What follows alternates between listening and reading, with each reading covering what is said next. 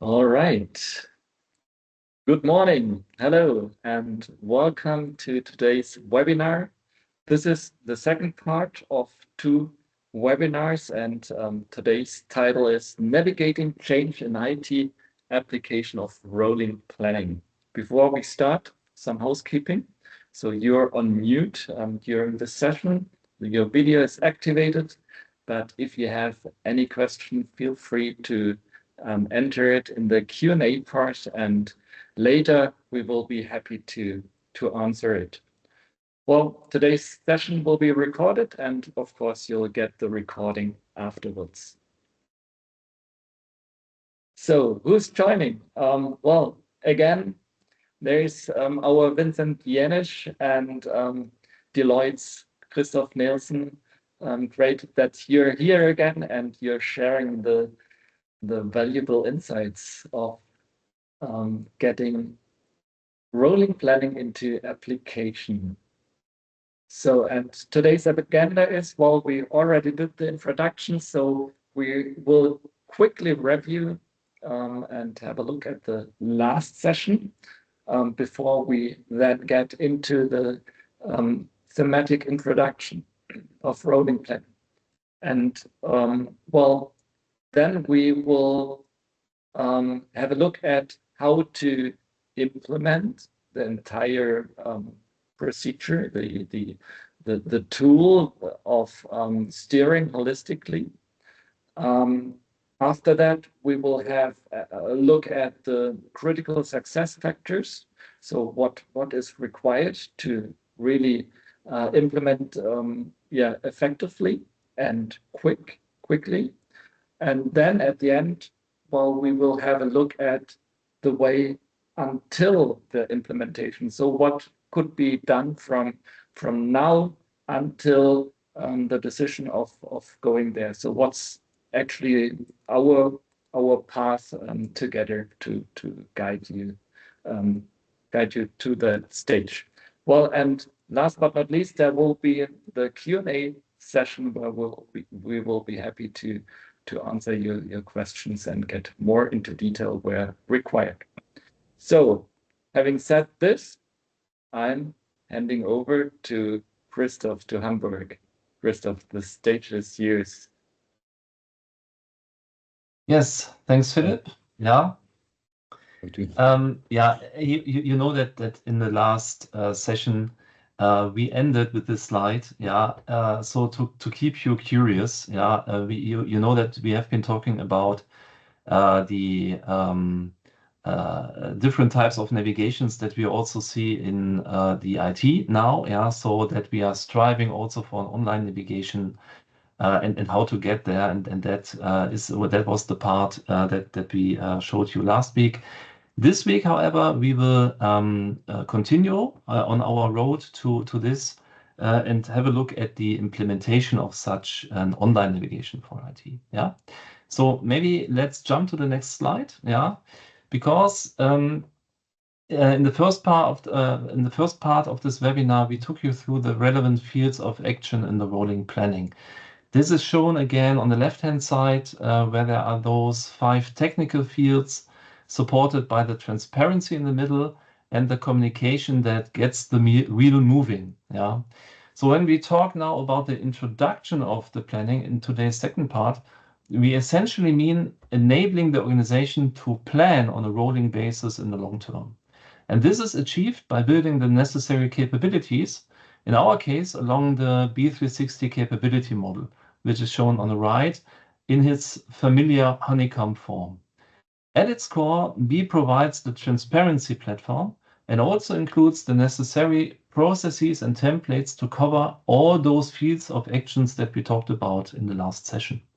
However, in order to build the required capabilities in an organization, not only the tools themselves are needed, but also an effective change management to be able to carry out the new planning steps safely. And that is exactly what our webinar today is about. What do the steps look like, and how do we get to the point where everybody involved can use them safely in the end? Yeah. So then let's move on. Yeah, so there they are again, our capabilities that need to be built up in order to be able to plan on a rolling basis. The good news is that it's not necessary to tackle everything at the same time, but only what is needed to get started.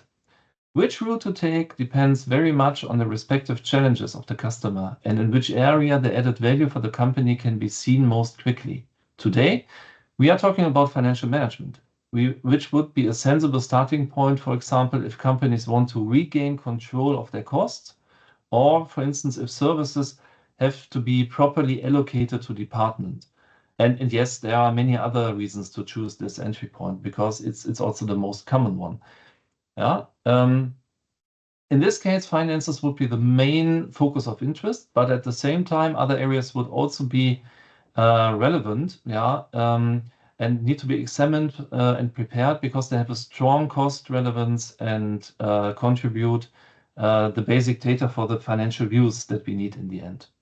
However, finance is not the only entry point into rolling planning. Others include, for example, the question of the IT and enterprise architecture. That's what we have highlighted on the left-hand side, and on the right-hand side, it could also be some strategic issues such as sourcing strategy topics or analysis of the external partner landscape. In these cases, other skills quickly become relevant in further combinations. But for today, however, we will take the classic entry point of financial management for this session. Okay, so let's take a look at how the typical activation process would look like for customers. Well, we will take first a simplified look at 3 major milestones. First one would be a workshop to start with the CIOs and the direct reports. Then we will have a look at the rollout of the B platform for the organization, meaning the completed implementation of the technical planning solution. And in the end, then the handover, which means the completed empowerment of the organization for the selected areas of competence. And our goal is always to implement the solution in a kind of fast track mode.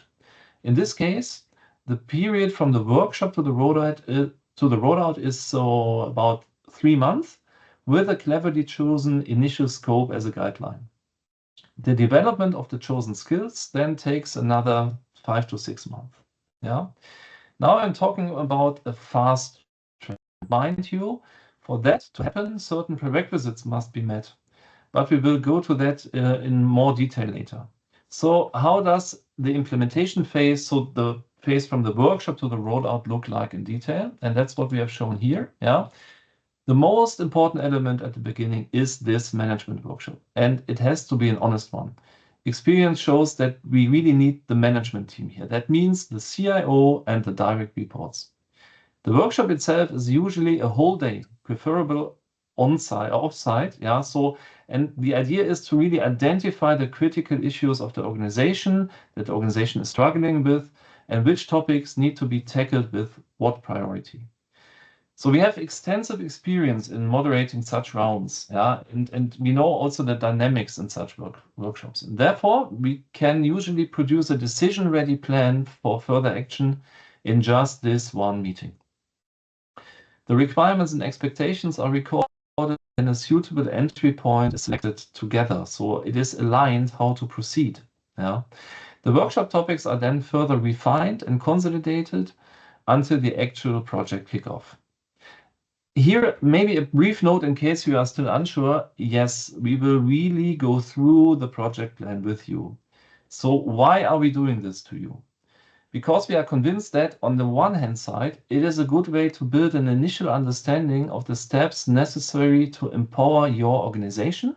And on the other hand side, because we want to show you what your organization is already capable of after certain steps.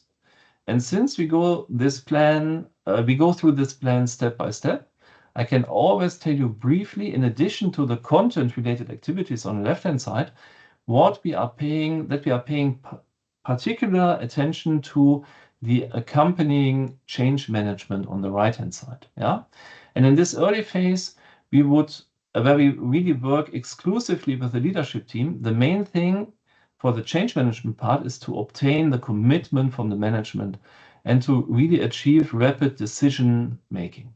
Yeah. Okay, so now let's say the decision has been made. and the actual implementation starts.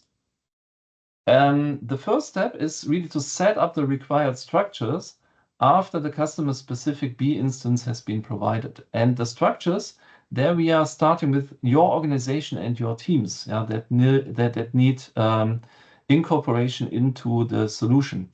Then we are looking to the operation, meaning the services. So we come with a service template, service blueprint. We will detail this later on. So there is something that you can expect from us happening at that point in time. Yeah, that would be our approach for tackling the services. But besides the services, we also need to set the structures for the projects, so for the actual project portfolio. And at the same time, the existing data sources are connected, and the build-up structures for those services and projects are pre-filled centrally to the best of our knowledge. Yeah.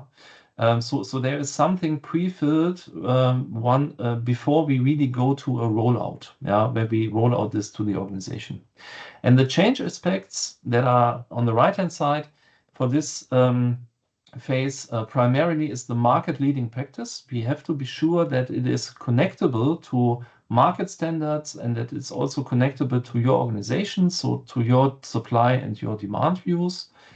And for instance, especially the pragmatism is something that we would like to stress, because here good enough is really enough to start with, as long as everything is in place and it is following leading practices, because then it can be detailed afterwards. Yeah. So when people are really working with it. Yeah. Okay. So then we would be ready for the rollout, right? No. Yeah. Because we would have overlooked the most important building block, namely your employees. And in this case, especially the service and project managers who play a key role in the rolling planning. Yeah. And of course, we would have already informed them in advance, and we have worked with them in the last month before the rollout intensively, so that they can also prepare themselves personally for the rollout and know their topics and tasks.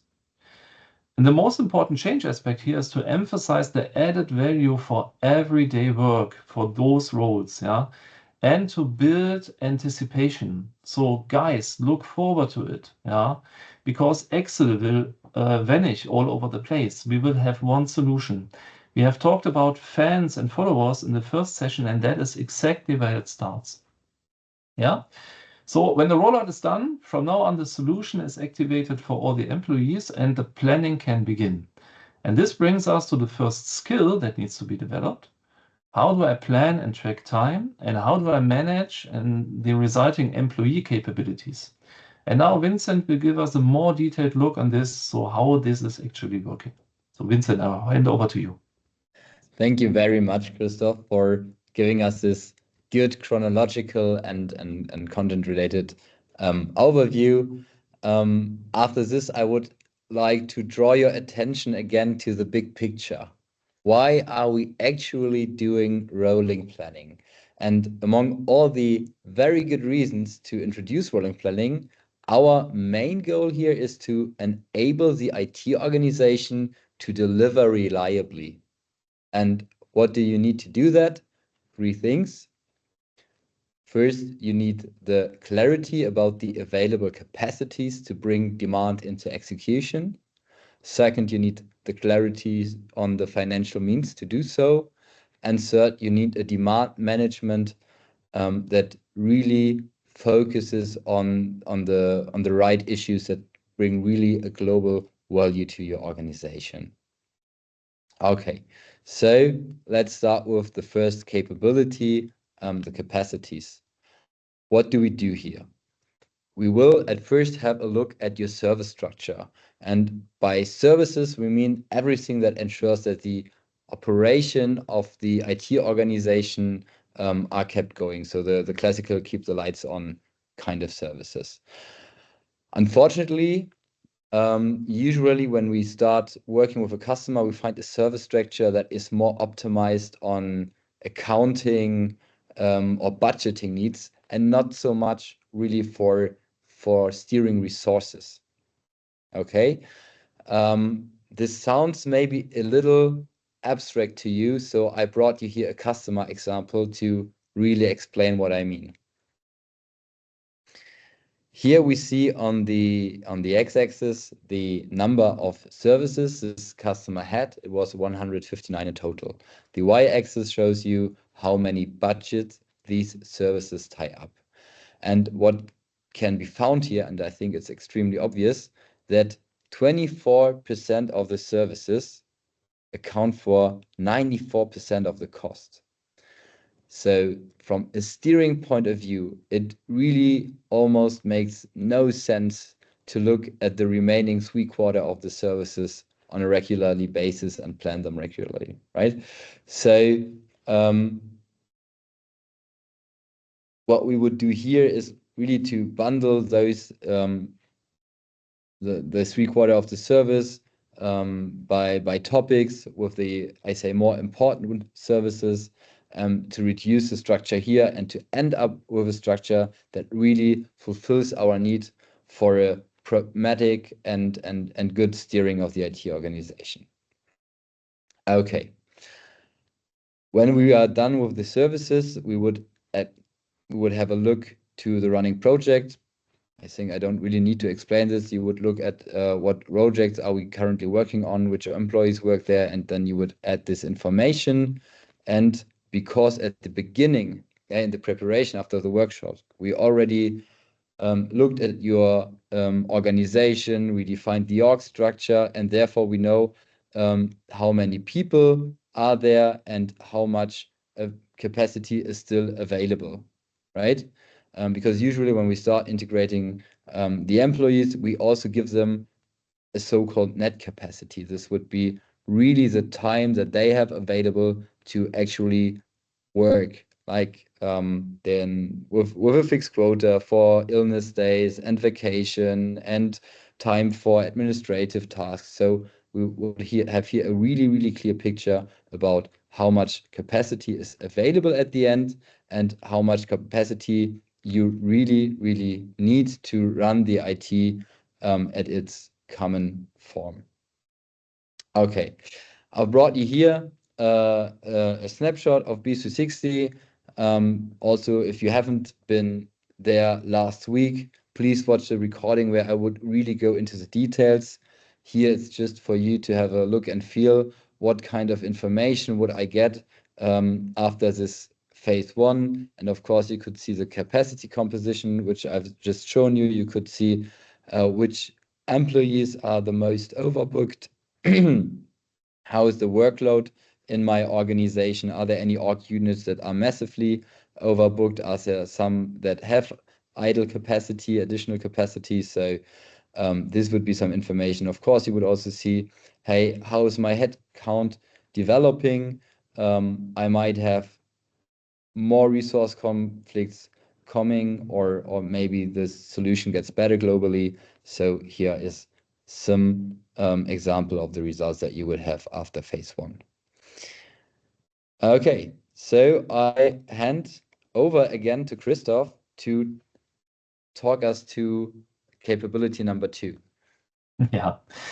Thanks, Vincent. So that was the first skill. And incidentally, we also support the development of those skills through our change management practice, which is by now working very hard to really build enthusiasm for this topic. We have to keep the motivation high, and we also need to emphasize that persistence pays off. And of course, ensure that empowerment of your employees through knowledge transfer and targeted training takes place. And this also applies for the second skill, which is the core of what we are looking at, so the financial management, which involves allocating the full costs to the previously created structural elements, and then passing these costs as fairly as possible according to the costs incurred to the departments. And how this works out, Vincent will tell us in a second. Right, and here I start with really, really, really good news, because half of the work is already done, because the capacities that we just included in phase number 1 can be converted to internal costs by the use of cost center rates. So we just add the cost center rates to the structure we already have, and just like this, we already have the labor costs, right? So just so that to make it clear, the blue columns that we've just shown, showing us the capacity, they are here now converted into using labor costs into those darker grayish columns, right? And then again, we go through the services, we add the external costs, the same for the projects.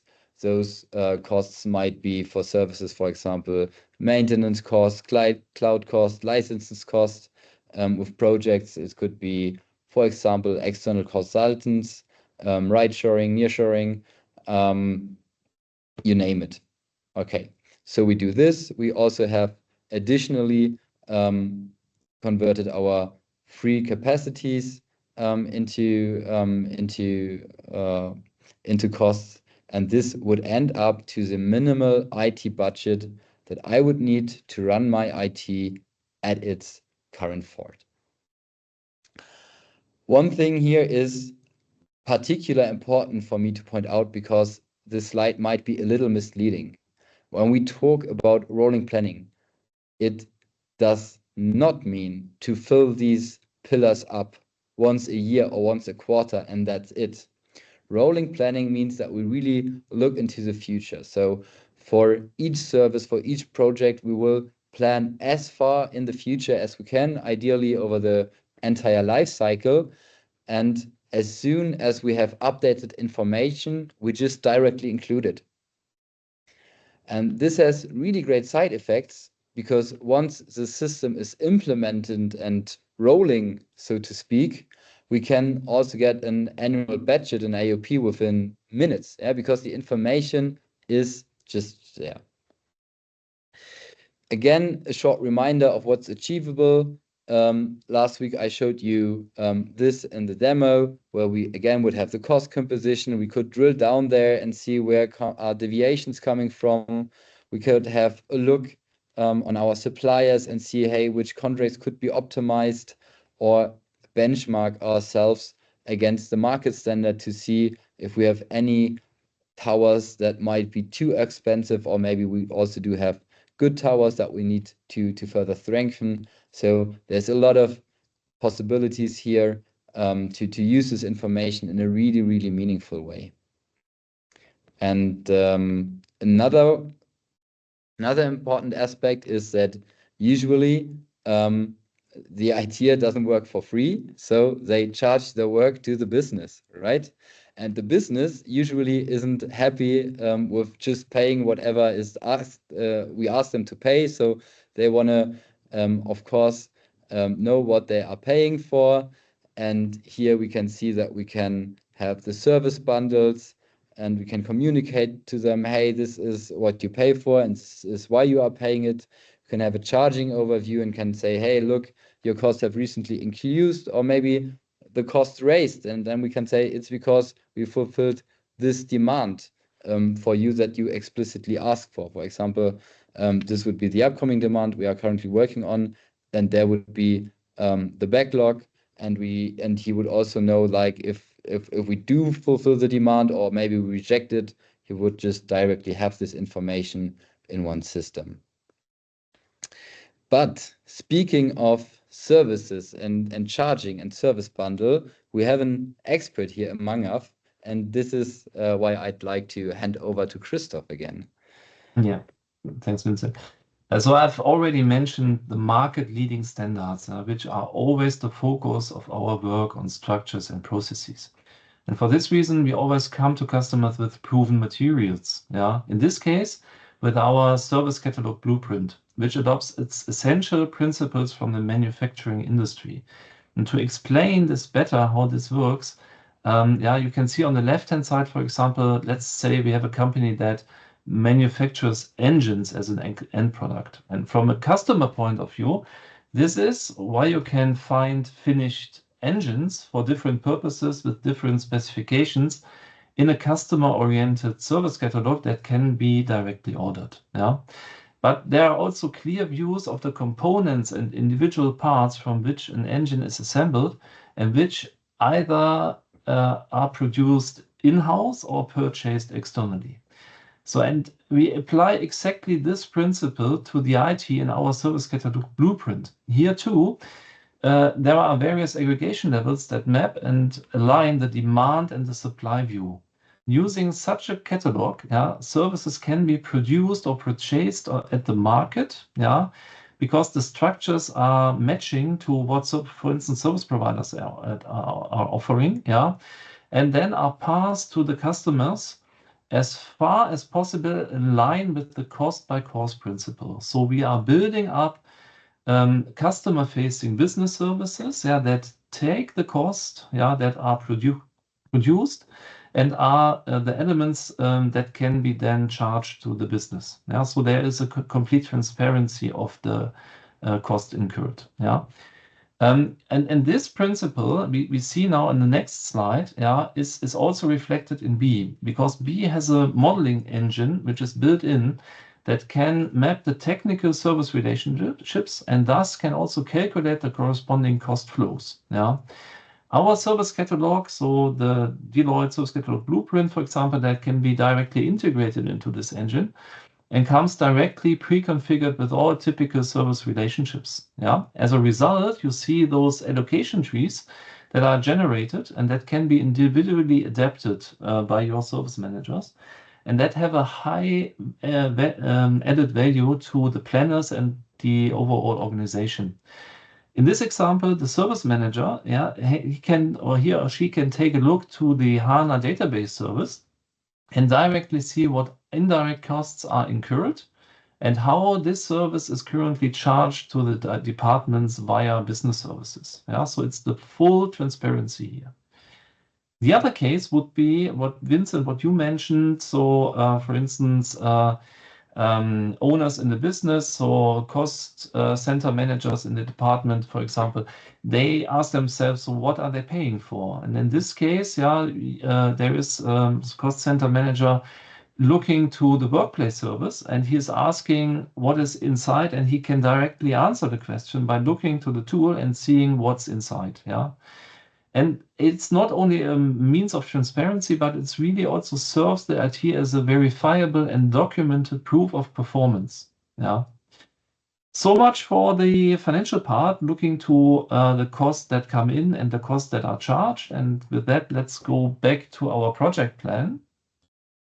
And maybe let's take a moment to relax. So the organization now is able to manage the employee capacities, and to plan and allocate the cost for services and existing projects.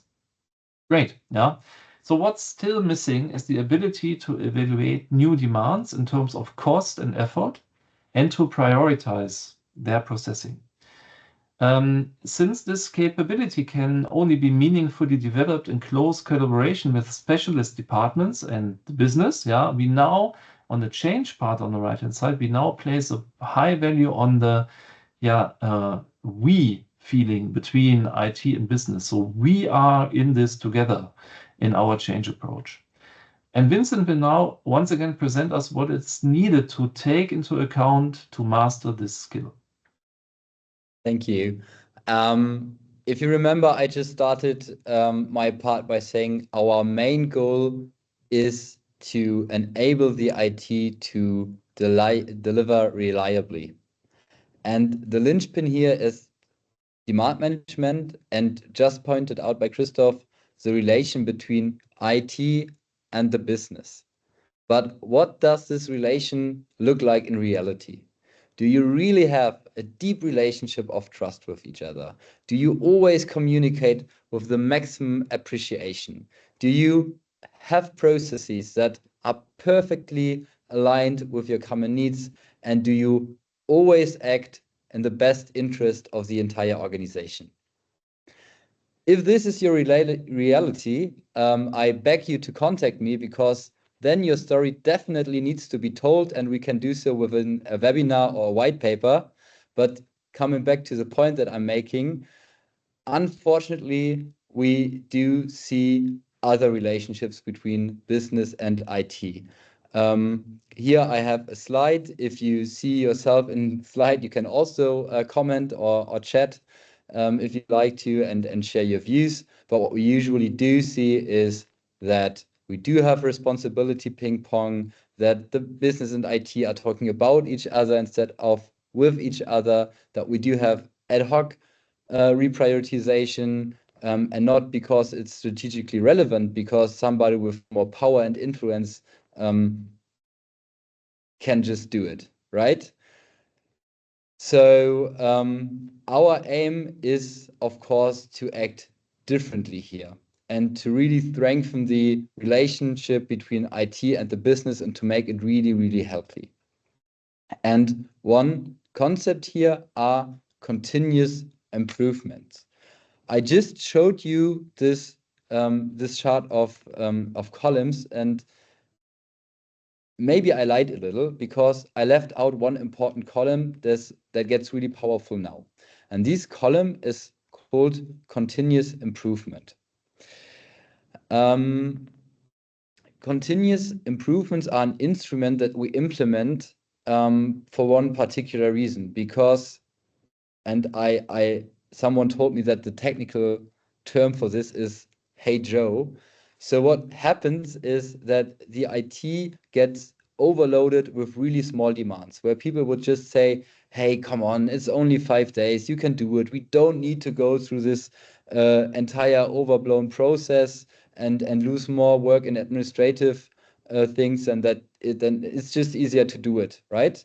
And maybe for 5 person days, it's just easier to do it. I agree. But if this becomes a practice and you don't get one demand with 5 person days, but 20 demands from different business area, each with 5 person days, then you end up with an entire project, or with the capacities of an entire project that are nowhere documented, nowhere knows that you did it for them, and nobody will think of that when you ask them to pay for this. So what we do here is we implement those continuous improvements. At the end, it's just a fixed budget that is explicitly reserved for those smaller demands, also with a more lean demand management process. So we do lose less time with administrative tasks. And what's interesting is that, and here shared responsibility comes into account, that this budget will have a disciplining effect on the business by itself, because of course all the capacities needed for the feasibility analysis, for the specification, for the tickets, and so on are deducted directly from the budget. So the business might think twice whether it's really relevant to hand in this demand or not, or might just sit together before they just hand it over to you and prioritize for themselves, and then they come to you only with what's really relevant to them, right? Okay, but at the end, shared responsibility is also not just finger pointing to the business, but we will talk about joint decisions and responsibilities. And that, given that we have our minimal budget and we somehow realize that there is this one single demand that we really need to implement, and we come to a discussion, we sit together at the table and we say, okay, IT organization, I will give you more budget to implement this demand. And we would have, again, one single or one last choice to make. And this would be, should we do it externally and therefore reduce our external, increase our primary costs? Or do we say maybe it's something that's so important, it's a capability that's super important, and that we want to have it in-house, then of course we would need to increase our head count, and our demand management process with all the information at hand at one place can really help to have this discussion in a meaningful way. Okay. What here again I'd like to highlight in B360 is we do have governance processes here and how to evaluate the demand together with the business to bring them into responsibility. We would see where the demand is at which stage, and everybody can see this, right? Not only the IT, also the business would know, hey, why are we doing it or why are we not doing it? And they would see transparently what the progress is.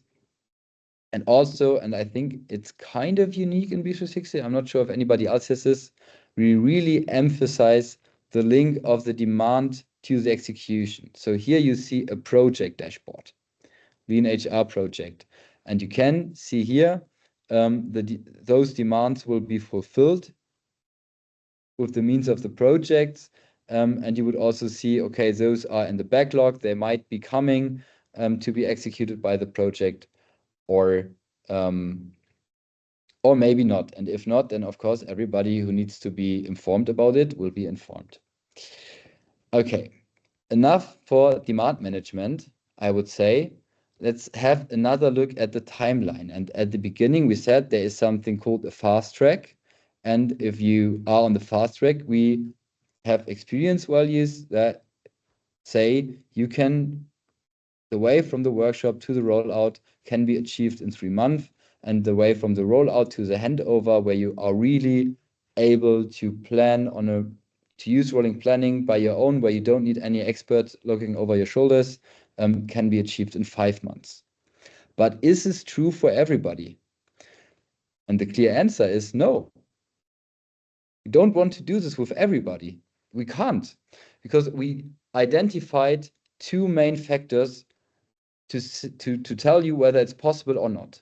One factor would be the focus in the leadership team, or the capacity that you have available in your organization.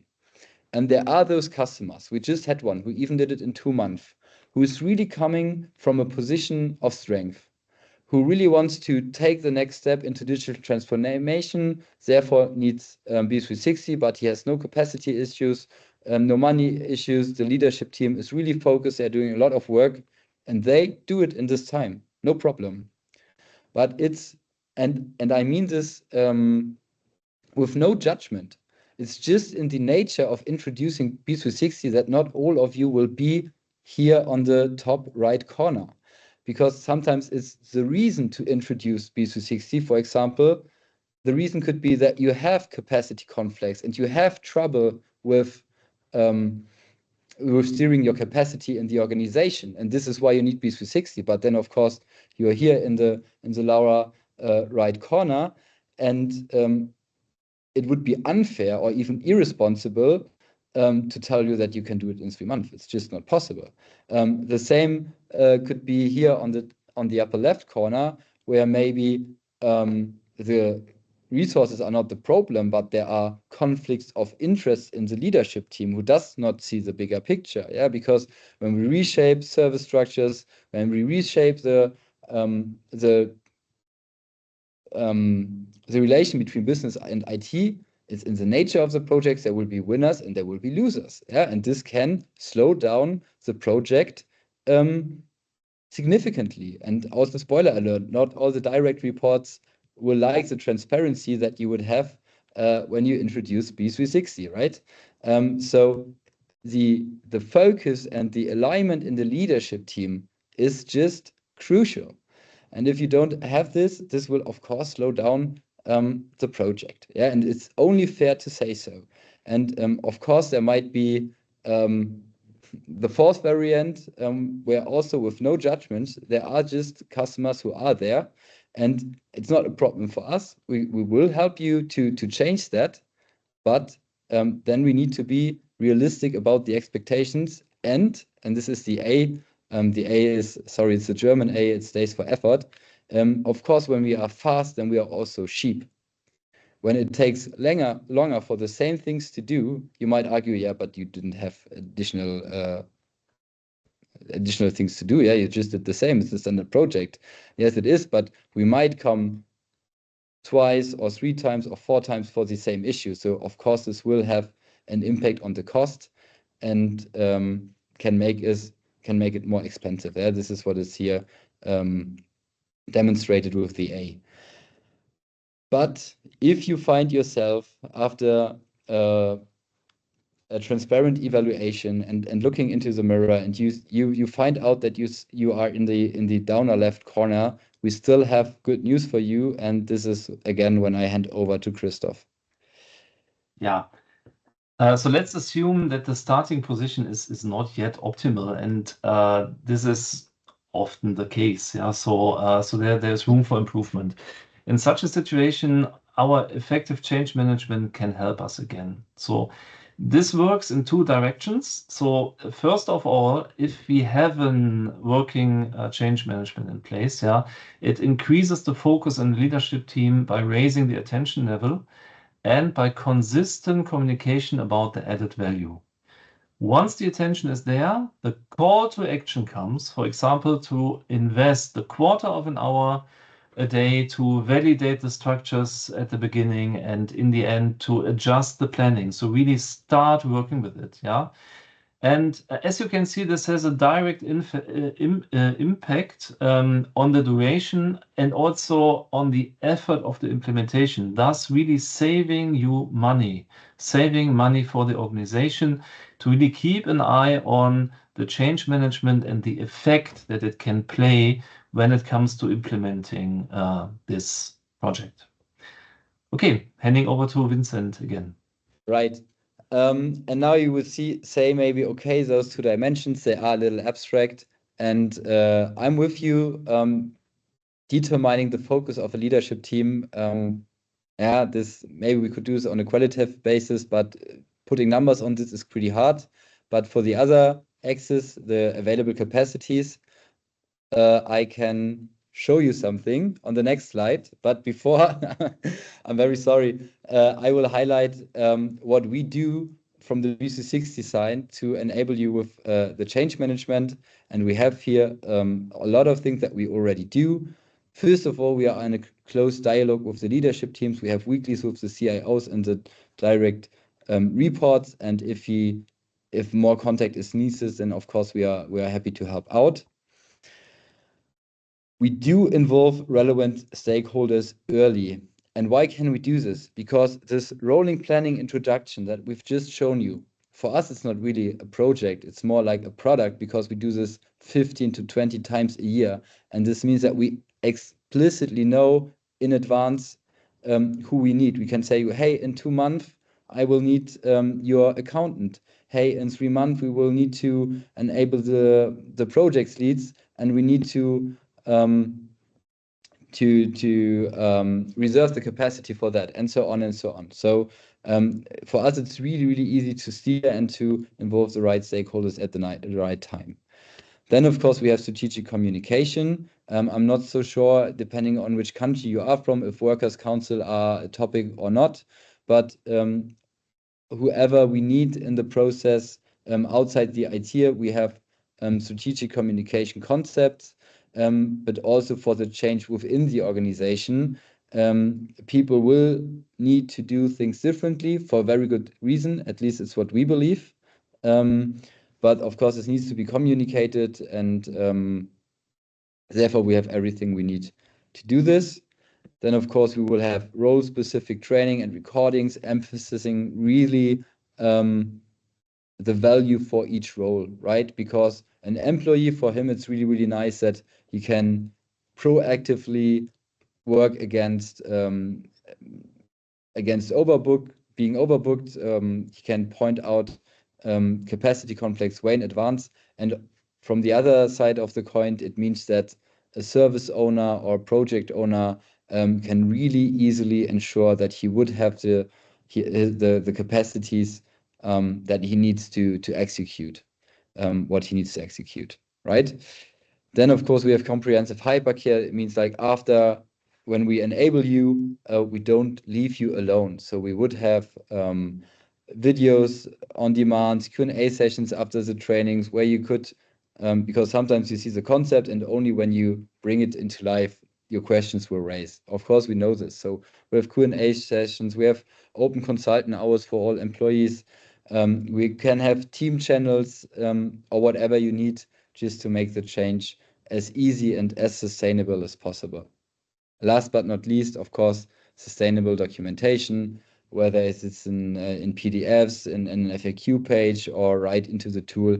There are several touch points here. All right.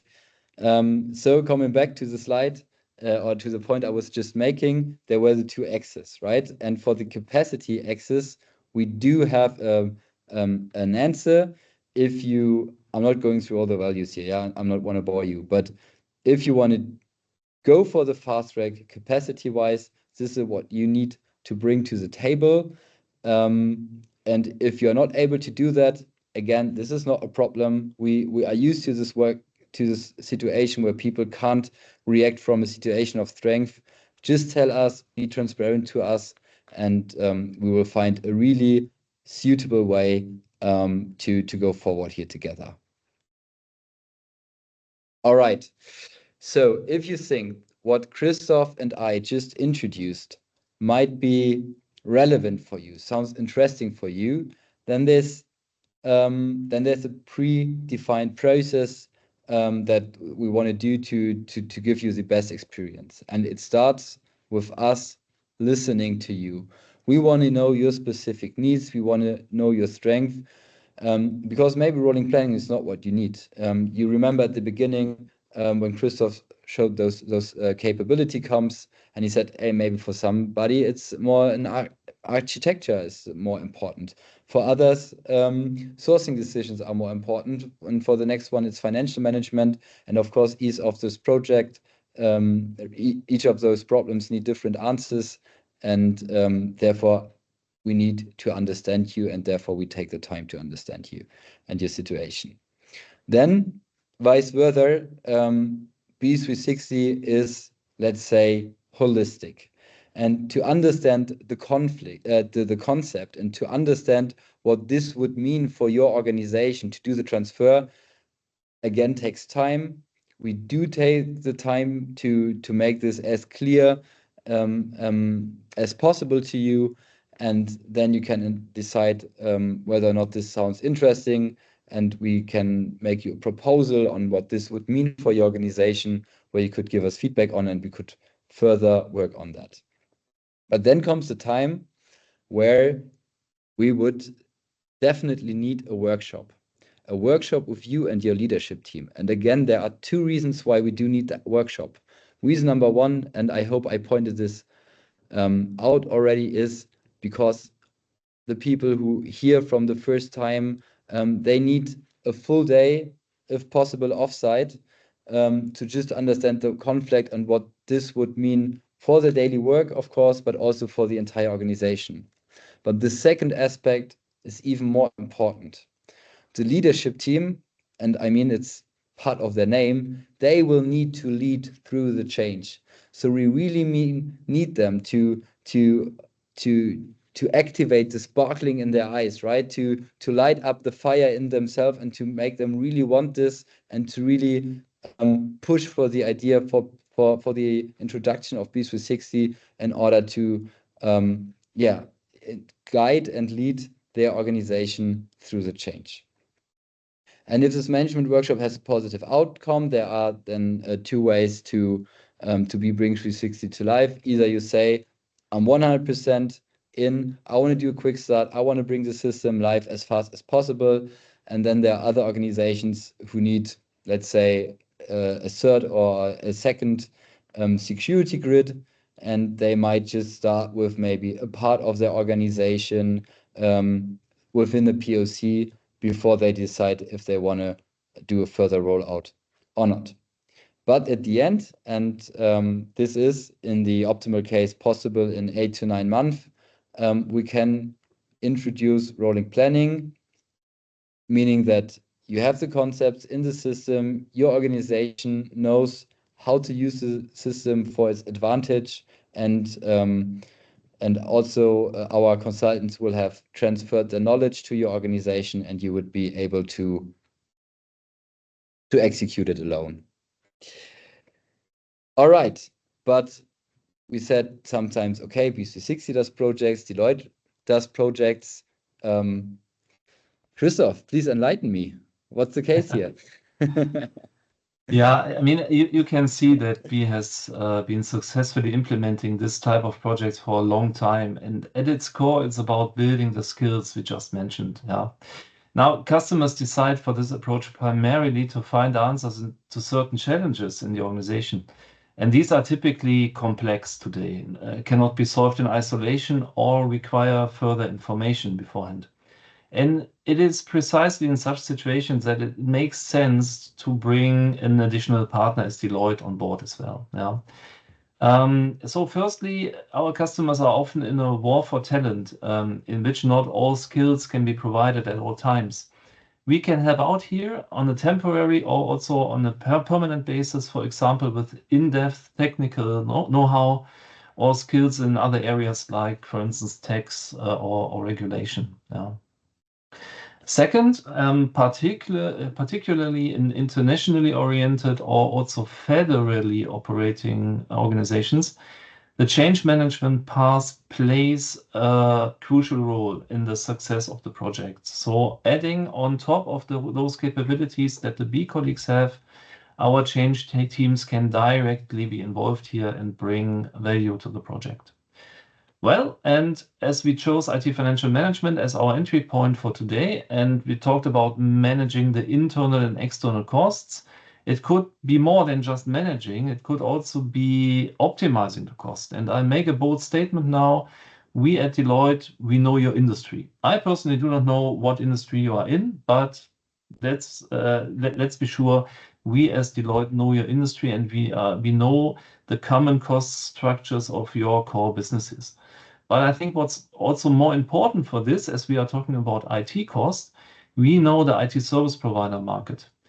Using methods such like benchmarking or target costing, we can provide you with direct target values, for instance, for your cost reduction initiatives, and we can also help you realize those savings. So these were some aspects that came directly to our mind, where it completely makes sense to have a common approach to those kind of projects. Yeah. And with that being said, I'll hand over back to you, I think, Philip. Perfect. Thank you so much, Christoph, and Vincent for these valuable insights. I mean, you perfectly demonstrated the way of, well, how you get guided to the decision of starting with rolling planning, and then the way from this decision until it's really present in the organization. So thank you so much.